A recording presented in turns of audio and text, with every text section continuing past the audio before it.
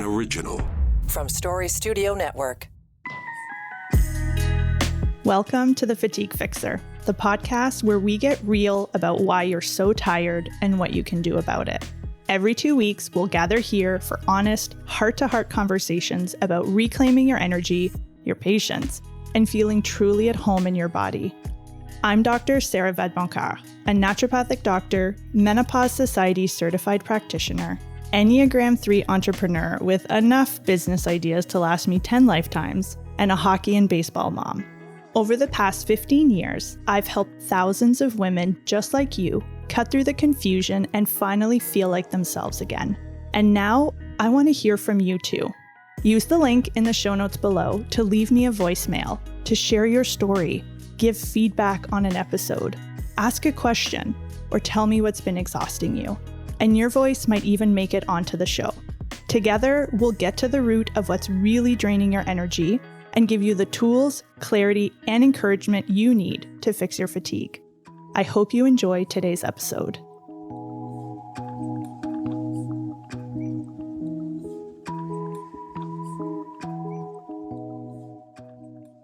I did something really fun lately. I joined a softball team. It is my first time ever playing softball, and I love it. And during our first game, a friend of mine took a video of me up at bat. She actually captured me having a huge hit, which I was so proud of. But when she sent me the video, the first thing I thought when I opened it up was, who the fuck is that? That is not me. That can't be me. She's way too big. When the hell did her ass get that big? Why does that shirt make her look ginormous? What is happening? And I think some of you can relate to that because I hear you telling me that you see a picture of yourself or you catch a glimpse of your reflection in the mirror and you do not recognize yourself and you feel like your body has changed and you've gotten bigger. And today's conversation is around how I'm navigating moments like that, how I responded, what I am and am not doing in response to seeing that video of myself, how I am navigating my body changing, which it absolutely is at 44 years old. And I've shared this before, I am at my heaviest weight. But how I am navigating that as someone who has consciously chosen to not chase intentional weight loss. And we're going to talk more about that. And I wanted to introduce you to a friend who I'm having these conversations with on the regular. And that friend is Leslie Robertson. Leslie Robertson is a dedicated health and fitness coach with a rich background in athletic performance and wellness. As a former NCAA Division I athlete and physical education teacher, Leslie holds a Bachelor of Science in Human Performance from Southern Miss. With 17 years of experience, she is the founder, owner, and head trainer at Prime Personal Training Studio, where she empowers women to achieve sustainable health goals. Yes, Leslie. As a passionate advocate for women's health, Leslie understands the challenges busy moms face in regaining their energy and confidence. Through her coaching programs, she provides sustainable and realistic fitness strategies that seamlessly fit into the hectic lives of mothers. Having navigated her own health challenges, Leslie believes that wellness shouldn't be all or nothing endeavor. Her approach focuses on building healthy foundations with simple, achievable steps, fostering a mindset that values progress over perfection, and creating long-term success that doesn't add to the stress of daily life. And that, my friends, is why we are friends and we love each other so much. Yay. We were actually recently at a barbecue with our other friend Olga, whose episode probably just played by the time that you're listening to this. And it was the first time that all our partners were meeting, and they kind of asked, like, how do you guys know each other? And we jokingly said, like, oh, Leslie just creeps people in their DMs. And that's how you and I met. You randomly sent me a DM and I don't even know, did we go for coffee? Yeah, I feel like we had a coffee chat on Zoom, perhaps. And then I remember last year we did meet up because we have birthdays like a couple days apart. So we met for coffee and went for a walk. But yeah, just from what I had seen from you online, and I feel like maybe someone I know shared some of your posts. I'm like, I love this woman's energy and what she's all about. And I feel like we need to be friends because we could collaborate business wise. And I I just was like, this woman needs to be in my life. So that's here we are a couple of years I love later it. now. And Here we are. The yeah, I'm universe brought us together. honored to be your friend and honored to be on your podcast. I love your podcast, Sarah. It's going to be good. Thank you. I'm really excited to have this conversation. So the reason I kind of started this conversation with seeing the video of myself playing softball is that we recently had a conversation where you saw a picture of yourself at race weekend where you ran 2 races. You did. Yeah. Well, I did the 2K with my kids, but I had a race. I did the High Rocks race that same weekend, I think, or the weekend before. Okay. Yeah, it was like a week apart. Anyways, you saw a photo of yourself at race weekend. Sure did.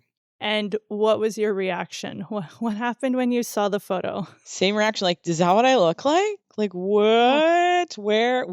How did we get to this point? And yeah, it was quite jarring. And I had to do a lot of self-talk of like, but look what you're able to do. Like, look at what your body can do and how much fun you're having. You're doing a race. Your kids are watching you and doing alongside with you. So yeah, just my body's changed a lot in the last few years. And it's been a lot of work to get to a place where I've accepted my body where it's at, but it's still, there's still that voice in the back of your head, like, you can do better, you need to lose weight. So yeah, that was super. And there are still moments like that where I see photos, I'm like, oof, I don't recognize that person. But then I come back and say, but you've done a lot of work to heal your relationship with food and exercise and your body. So this is where we're at, and you're totally fine. Yes, you are totally fine.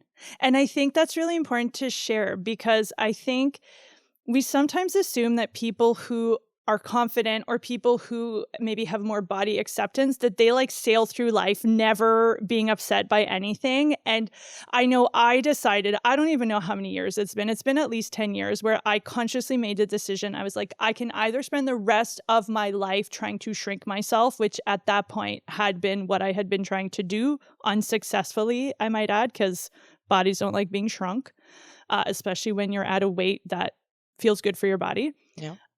Or I can spend some of that energy learning to accept my body. And that is the journey and the path that I chose. But that doesn't mean I wake up every day being like, I love my body. Look at me. It is a daily, often multiple times a day commitment to noticing those thoughts that are still there because they were implanted in us when we were children, and we're still breathing in diet culture everywhere we turn. Oh, so much right now. So I think it's really important to acknowledge that no matter what journey you choose, there's going to be those intrusive, not nice inner critic voice type thoughts. But I think what you and I are committed to, which is what you just shared, is that can we shorten the span of time between I see the picture, I have a negative reaction, but I'm able to coach myself. Yeah. I'm able to reframe out of it. When did you start kind of choosing this path? When did things change for you? Oh my gosh. Well, I would say, because even for my 40th birthday, which was 3 years ago, I was on a mission to be as fit as possible. Yes. So I think that was my last serious attempt at getting in as crazy shape as I could. So I think it was after my 40th birthday when I'm like, wow, this isn't sustainable.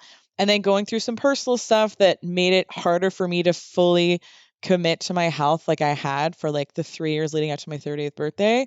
So I think it was after I went through personal stuff and then doing a lot of work business-wise to, grow my business. So I think just in the last couple of years, Sarah, to be honest. Yeah. So yeah, just in the last couple of years. And one of the big things that's helped me too is,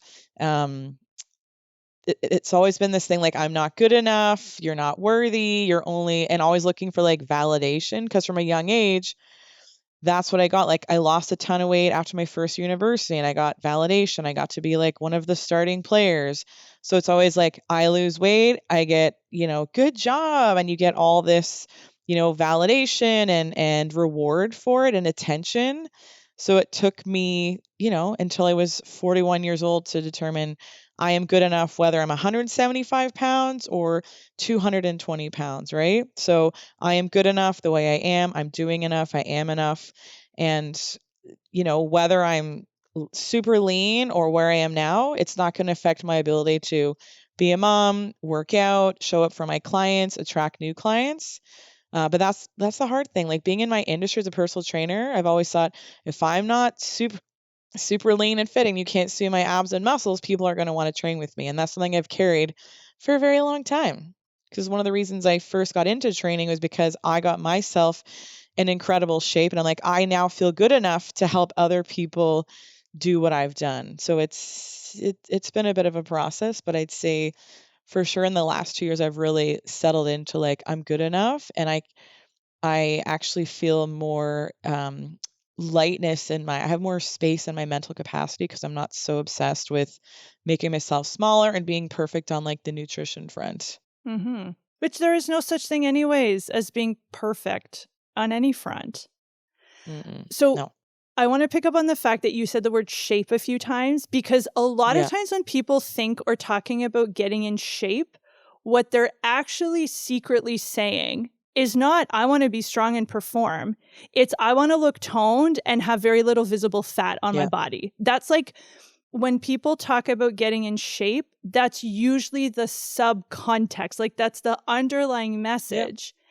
And what I see as a problem, and I'm sure you see this too, when you attach that outcome, which for most of us, the level of leanness plus muscularity that you need to get when you're seeing people as toned or what you have in your head as toned, the body composition required to have that look is not sustainable or achievable for a lot of us. And then we decide that our exercise or our nutrition plan has failed because it didn't deliver the outcome of this like so-called toned approach that we were looking for. Totally. And I think part of what I love about your journey and what you're about and what you're doing is it seems like you've really changed your outcome from I'm doing this to look a certain way to I'm doing this to be able to do certain things. Can you talk about like that switch for you? So, we think, and I think a lot of us struggle with this too. Like we feel maybe in our lives, we feel out of control. So one of the things that I felt like I could be in control of was my food and my body and how many workouts I did. And then because I was so, all or nothing, I could control myself to a place where I'm like, I got, the look that I was looking for because I'm, crazy high achieving, set a goal and achieve it. But then I'd get to it. I'm like, well, I can't maintain this.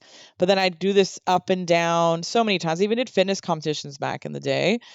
But like the sense of accomplishment of like, I followed the plan, I reached my goal, and then just rushing on to the next one. So it was all about like a look and I could control it and like consume my whole entire life. And I'm like, well, this is what I'm supposed to do as a trainer. And this is what people want when they're hiring a coach. Where now I just feel so much more aligned with my values, which is like what I teach my clients. It's like, take care of yourself, nourish yourself. Recovery is key, move your body. Where before I would say things, but I was kind of doing the opposite. Where now I finally feel like in my 40s, I'm in alignment with what I teach my clients, right? But I always felt like I had to be like a little bit better, a little more strict, a little bit more fit, and like one step ahead. So I think shifting my focus from pushing, do harder, do more, you're not good enough until you reach X, and shifting from I'm going to put my attention into how can I nourish and give myself more, energy and power versus forcing. So it was like forcing, and now it's like, how can I make myself more powerful and energetic and more present and less like crazy about something that was sure I could achieve it, but it wasn't sustainable and it's not something that's important to me anymore. Now I want to be able to be like today I just did an insane workout where I literally lost a gallon of water and sweat on the floor, but I never would have done these workouts because I didn't have the energy to do it because I wasn't eating enough, or I was so focused on bodybuilding versus making your body become like just such an incredible machine.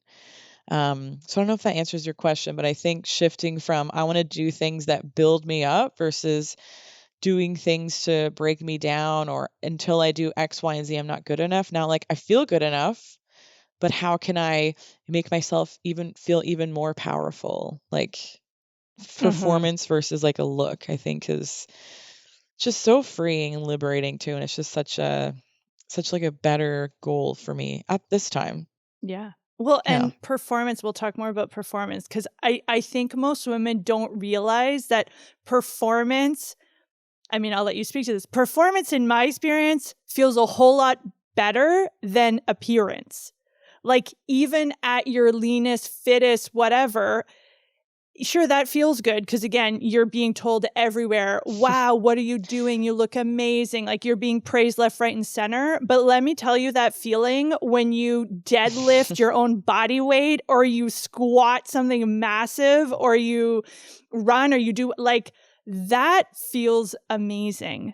And I think the lie that we've been sold is that that is only available to certain bodies, that performance is only for certain types of people, whereas obviously performance is going to change with your age and the time you have and your abilities, but performance is always there. And for me, I've made this same change. I am no longer exercising with a goal of changing my body. That is not my goal. My goal is to be the strongest, friggin' most powerful. I love the word powerful. Like, because it doesn't just stay in the gym. And this is what I think people like don't realize. The skills and the mindset and the power that you get from doing intense, hard types of exercise brings you this performance and this level of confidence in every part of your life. And there's something, you said it, like the mental freedom of not exercising as a way of punishing your body, but as a way of helping your body perform at the highest level that it's capable of. You will show up more, first of all, for your workouts because you're not doing it because it's a punishment. And you're going to like, it just feels so different.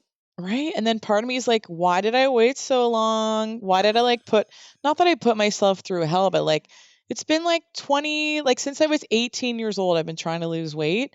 Like, as if it's been taken this long for me to be like, it doesn't have to be so hard. Like, you don't have to literally punish yourself and miss out on like seeing friends and bring your food to your parents' house and the barbecue and like, why I just feel like I try not to think about it too much, but like I feel like I missed out on life a little bit because I was so obsessed, right? Yeah. It's crazy. So now like I just feel like I'm like fully living life and enjoying it and still taking great care of myself, but just like that mental load of this worrying about not getting over a certain way. Like I had so much fear around, okay, you can't hit this number, or you're like, what, is your life going to end? And now I'm like more than that number. And it's like, it actually feels so much better now. But at first only I lived in this fear. I was like, had this fear mindset and I did everything out of fear, where now it's like, well, why not, be where I am and see what you can accomplish. So it's such a freeing feeling, and also powerful at the same time, because it's insane what this body could do at a larger size than it was. But I'm doing things that I never would have even dreamed doing, when I was 30, 40 pounds lighter. I agree. I was laughing the other day because I was at the gym. So I'm training for my first high rock simulation. We're going to talk about high rocks in a moment, which means I had to start running again. So I used to run back in the day, pre-child, like 10 years ago. I ran a marathon and I was like, I was a one and done marathoner. I was like, I never need to do that again. Same.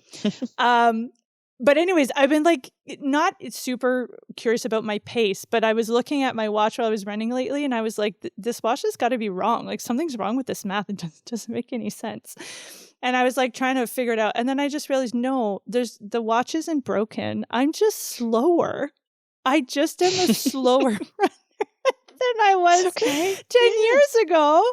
And I'm like, and that's okay, because my goal is not to be fast. My goal is to just do this thing that I'm training for, this like performance goal. But we get so like caught up in, again, the weight, the numbers, how everything looks and feels. Anyways, I don't even know what the point of that story was, but it doesn't matter. The point is, I can relate. Yes, the point is I have brain fog. I do want to talk about High Rocks. So you signed up for your first High Rocks, which just happened in May, and I came to watch you and some other people I knew, and then totally drank the High Rocks Kool-Aid and was like, where do I sign? Take my money. I want to do it. Yay. Oh my gosh, I love this.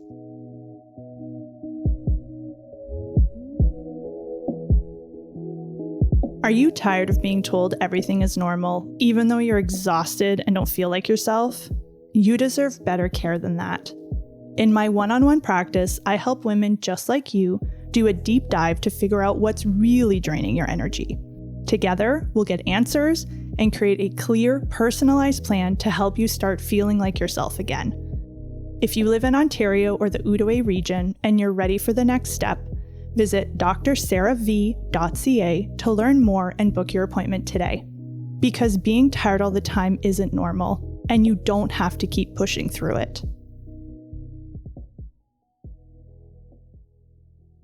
So for those who are unfamiliar, for the High Rocks virgins, as I was until very recently, High Rocks is basically like a CrossFit competition race.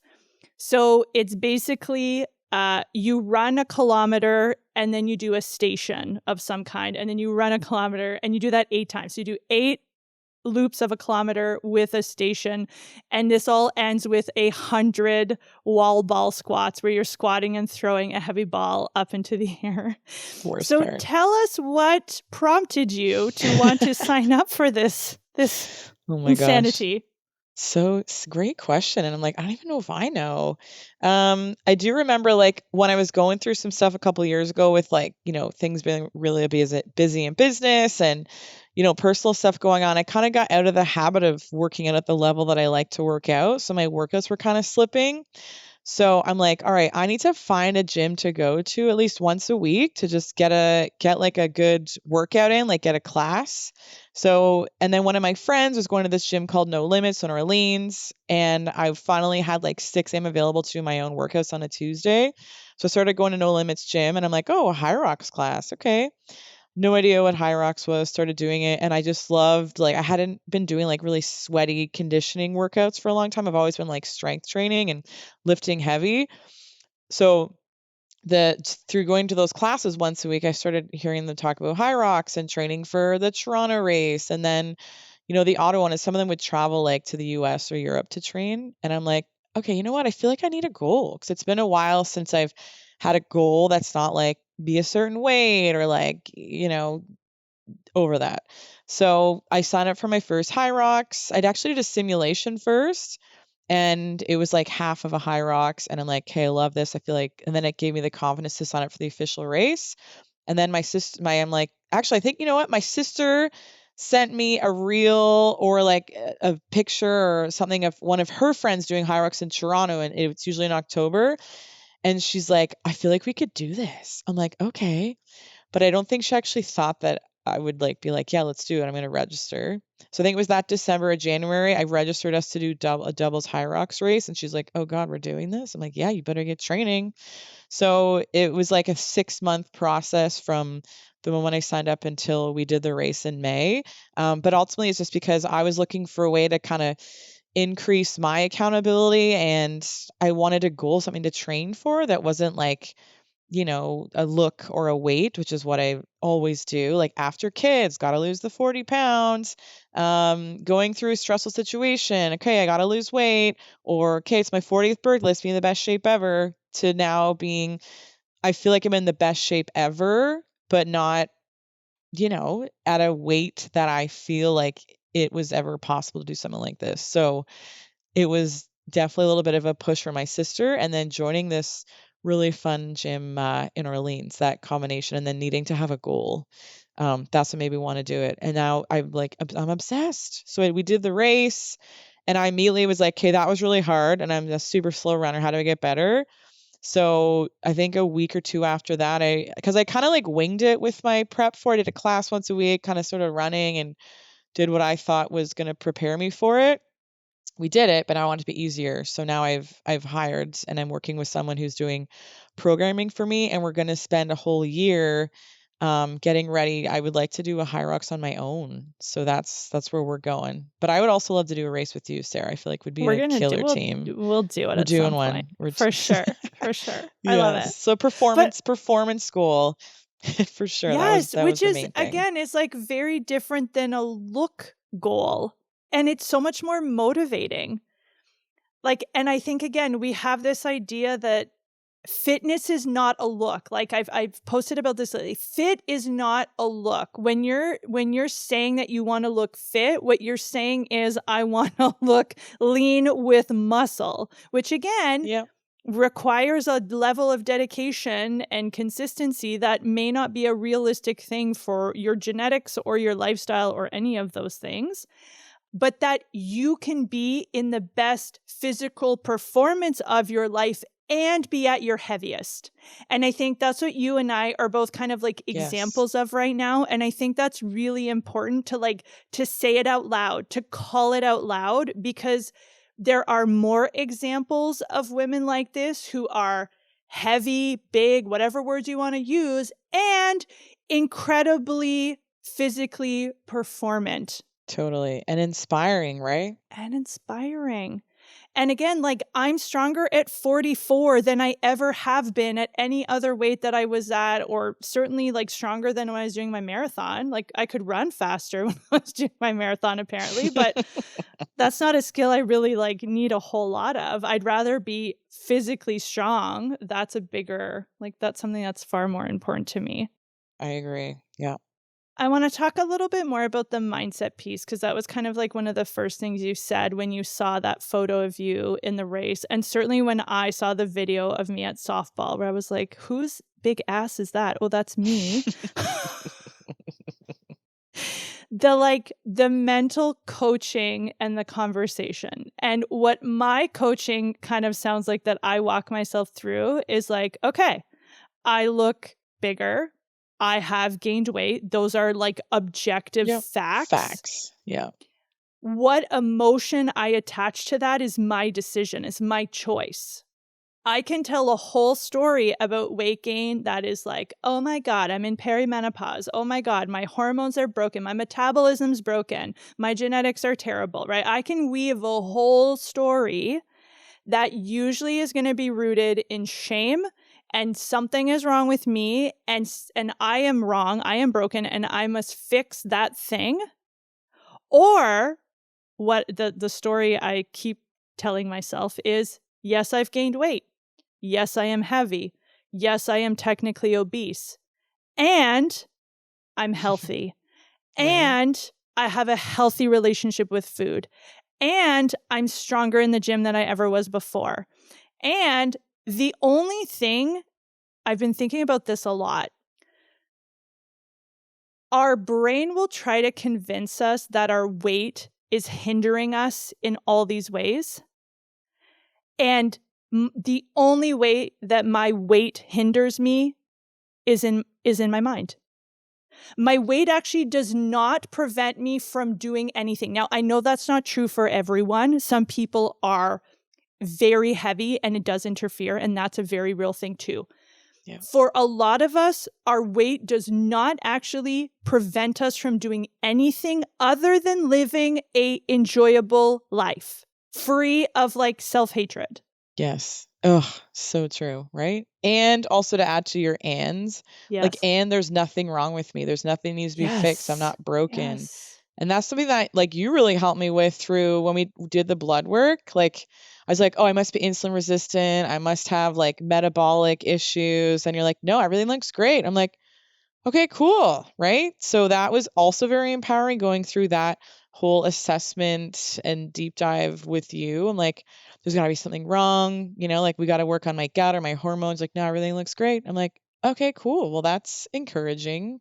Yeah. And for once, I wasn't like, no, but there's got to be something wrong. That's why I'm not losing weight. But it's like, no, it's your body. Like, you're good. You're good enough. Like, look what you can do. Look at how much more fun you're having, and you're more present, and, sure, you got to go up a size, but, just go get some new shorts or like different shirts, instead of like trying to continue to make yourself feel bad by going in your closet and saying all these clothes don't fit and I need to go and start a diet until these clothes fit me. I'm not good enough until, like, there's nothing wrong with us at all. No. Better than ever. Agreed. And also, like, this has literally been my body since I was 12 years old. Of course, it's heavier. Don't get me wrong, it's heavier. But like, this is my body. This is the body I was given. This is the body that I get to have for this lifetime. That's right. And I can spend however many years I have hating it, trying to fix it, trying to shrink it, trying to tone it, trying to do whatever.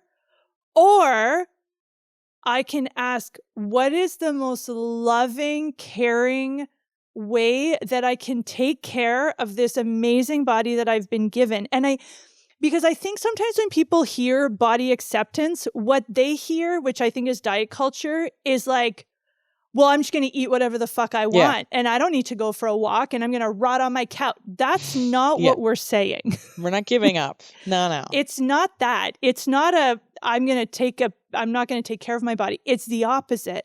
Yeah. I'm going to take care of my body and love it as it is right now. Yeah. And the goal is not to change it. The goal is to make it as healthy and happy and strong as possible. And that's like a very different way to look at it.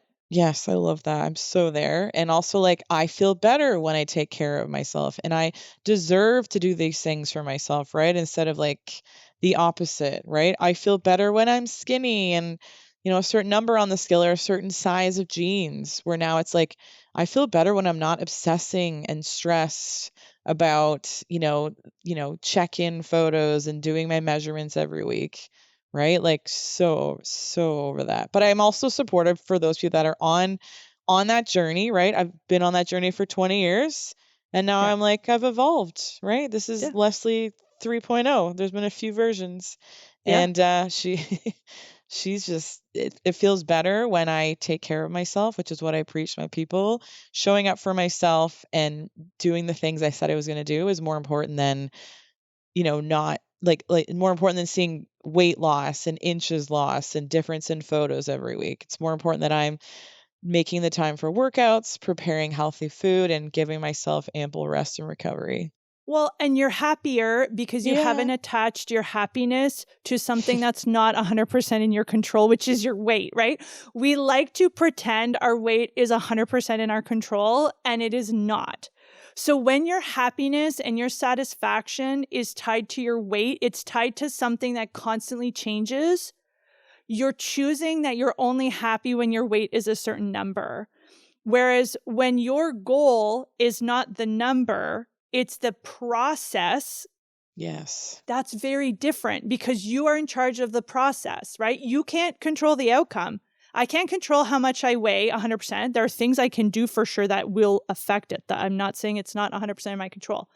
What I'm saying is, I give this example all the time. I have been strength training consistently now for almost 3 years. If the goal of that strength training was to change the scale, it is a failure because I haven't actually changed at all. That's not my goal. My goal was to show up at least twice a week and to get as strong as I can. And by those measures, it's a flying success because I'm stronger than when I started and I consistently show up. So Love it. When your happiness is attached to an outcome that you don't control, you're choosing to make your life harder. Okay. I want to talk about one more thing. Yes. I want to talk about our kids. Because we have the sweetest boys. Me too. You have 2 boys. I have 1 I do. boy. Mm-hmm. Talk to me about how you're thinking about your relationship to your body and what you're kind of like modeling for your kids. Okay. So I think the biggest thing, and it's hard for me sometimes too, because my boys have seen me at a different size, right? They've seen me smaller than I am now, and they'll look at photos like, "Mommy, you're fatter than you were back then." I'm like, "Yep, you're right." Right? Like your belly's squishy. So like that's real. And I'm like, "But I'm not." I'm like, "Yes, I am." But mommy's, fitter than she was in those pictures back then because she's now eating healthier. She's like working, she's lifting heavier weights. She's wanting to prioritize family. So that's just an aside because that is something that is can be challenging to navigate, especially someone who's learning to accept their now body. So just having like those conversations versus like, yes, mommy was a different size back then, but mommy's still awesome now, right? It's just she's getting older, and her focus is a little bit different, right? So she's training for high rocks and running versus, being as a little like less. I don't even know what the word is, but her goals are different now, and her life's You're different not now trying than to it be was. like lean on stage in a sparkling No, bikini. Life no, not at goals. all. Not at all. So with them, and it is hard because I would say my boys are picky eaters, but I think it's more just making sure I'm educating them around when you're eating, we want to make sure we have a balanced meal. So we're having protein, so teaching them like what is a protein. We want to make sure we have some sort of fiber, so fruit or vegetables, and then a carb or a fat. So just teaching them the importance of eating in a balanced way for energy, for muscle, for our brains and our bones. So instead of tying like eat like this because we want to be, a certain size, it's like, let's make sure we're nourishing our body so we have energy. We're going to get smarter. We're going to get stronger. Like, you want to go to the NBA? Like, how do you think NBA players eat? Do you think they eat fruit snacks and popcorn all day? Like, no, they're eating they're eating chicken and rice and vegetables. So like trying to make it like, elite athletes eat in a way that is going to help them perform better. So I try and like put it, I'm like, oh, you think that these World Cup players are eating Frosted Flakes and ice cream for breakfast? Like, no, like especially the Norway team, they even brought their own food on the plane, which is crazy. Of course they did. So it's more about educating them on like what type of foods they want to do their best to include on their plate. I'm not great at all about like the preparation of food part with them. Like I do all of that. So I feel like that's something I could improve, is getting them involved in the preparation. So that's on my mind, so that they're not men that need their wives to cook everything for them. Yes. It's kind of how I grew up. Yes. Yeah, I need to break that cycle. It's all good. Yeah. So mostly just making sure they have lots of color and different types of protein, but there's no like bad foods. There's like, food is food. And I kind of like to expose my children to having treats every day, so that we're not, when it comes like Halloween or Christmas or occasions, they're not like, gorging because they've never seen this food in their life. So we're kind of really liberal in the sense that we expose our kids to all different types of foods. There's no restriction happening over here, I'll tell you that much. Yeah. Because we all know how that goes down, especially as being someone that used to do that. 100%. It doesn't end well for anybody. Not at all. I want to just pick up on one of the things you said about your sons kind of like commenting on your body. And I think it's so tempting, for me anyways, it's so tempting to want to like be like, oh no, or like to change the conversation. So my son definitely does have some struggles with his weight, and sadly kids are making comments about his body. So we're having these conversations regularly. And I'm always very mindful. Like I'm thinking back one time recently, he was like, you have a big butt. And my reaction was like, yes, thank you.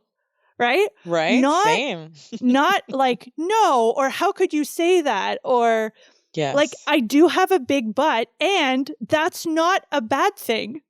Yes. My big butt allows me to squat big things. It allowed me to make big plays at baseball that maybe if I had a small butt, maybe I wouldn't have been able to do. I don't know.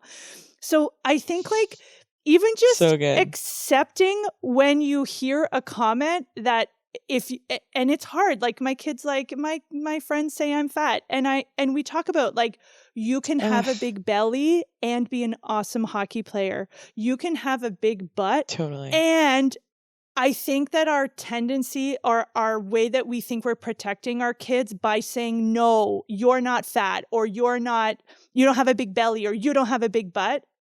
Kids are smart. They can see, like they have eyes. And when they notice something and we deny it, they like question themselves. And I don't think that that's healthy. So I think it's really important. I love that you say that. Like, yeah, my body is bigger. Yeah, I've changed. And I'm able to still do all these amazing things. And I think that is like the message we all need to hear over and over and over again, so that it can start to like penetrate. And just when you said earlier, like you feel like you wasted time, and I also feel that. But I also think like, sadly, there are women in their 70s and 80s / our mothers who have not had this realization yet. So the fact that we are still sitting here, they're still not happy, and they'll probably die unhappy, and they'll die worried about how much they weigh, which I think is a tragedy and like a huge waste. Like it's such a waste of like mental space and capacity. So the fact that we're sitting here in our 40s, I think is like to be celebrated, that we are accepting and acknowledging, which doesn't mean it's a cakewalk. It's not. It's literally, again, it's like a multiple times a day coaching still in it. However, it is still a much more enjoyable path to be on. Yes. And I think the other thing, back to the kids about like bigger bodies versus leaner bodies, like really trying to teach them, like, just because someone leaner and has abs doesn't mean they're better than someone that doesn't have abs, right? So just because you're leaner doesn't mean you're the best, because they're always about like, I'm taller, I'm older, I have abs. Like, so really trying to teach them that just because someone's bigger doesn't mean they're not fit and not awesome as well, right? So like just that whole different bodies don't mean like, there's not like this spectrum of like, this person's bigger, therefore they're not as good as a leaner person. Like everyone's awesome. And God created all different bodies on this planet, and it's just everyone brings individual gifts and strengths to the table. So really teaching them like, leaner does not mean better, because that's what was ingrained in my brain for so long.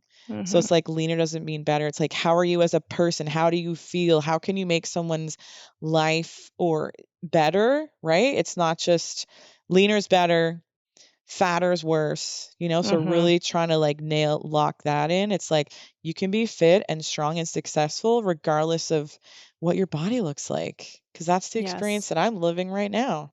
I agree. So if there is another like 40-something woman listening to this who is also at her heaviest, who is noticing her body changing, and who's having a really hard time accepting it, maybe she also has seen a photo or a video of herself lately that she was like shocked by. What do you want that woman to know? Or what are some like words of advice for that woman who's listening right now? To not give up, and that you're still amazing, and that you're not alone, and you're more than your body, right? You're so much more than what you see in the mirror, and you have such an important gift that maybe you're not aware of. Don't give up.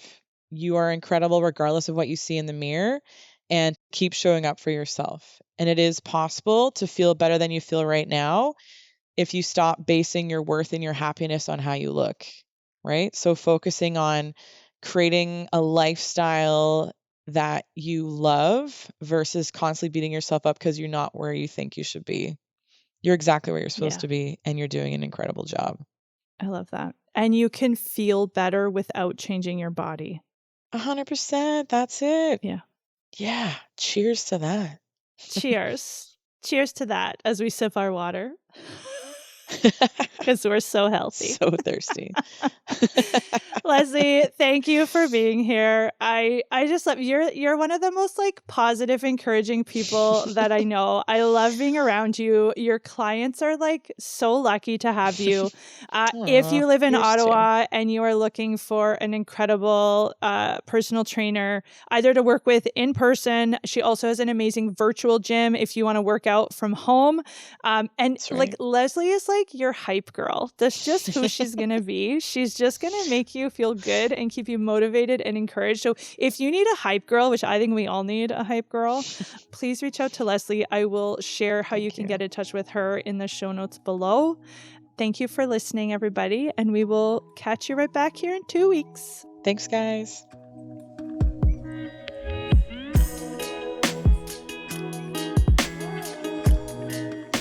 I know your time is precious, so it means so much to me that you're here. If you enjoyed this episode, share it with a woman in your life who could use a little extra energy and encouragement today. It's a small way to show her you care, because we're all in this together. Wondering what the next step is? Find out what's really draining your energy by taking my fatigue fingerprint quiz at fatiguefixer.ca/quiz.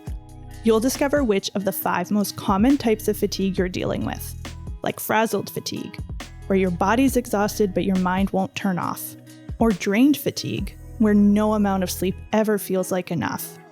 Your results will include recommended labs to ask your doctor about, plus my top suggestions for habits and practices that can help you start feeling more rested, calm, and in control. Because here's the thing, being tired all the time isn't normal, and you deserve to feel like yourself again. And hey, if you've got a story to share, a question, or just something on your mind, leave me a voicemail. Your voice might even make it into a future episode. Thanks again for listening, and remember, it's not all in your head. I believe you, and we'll figure this out together. I'll see you right back here in 2 weeks.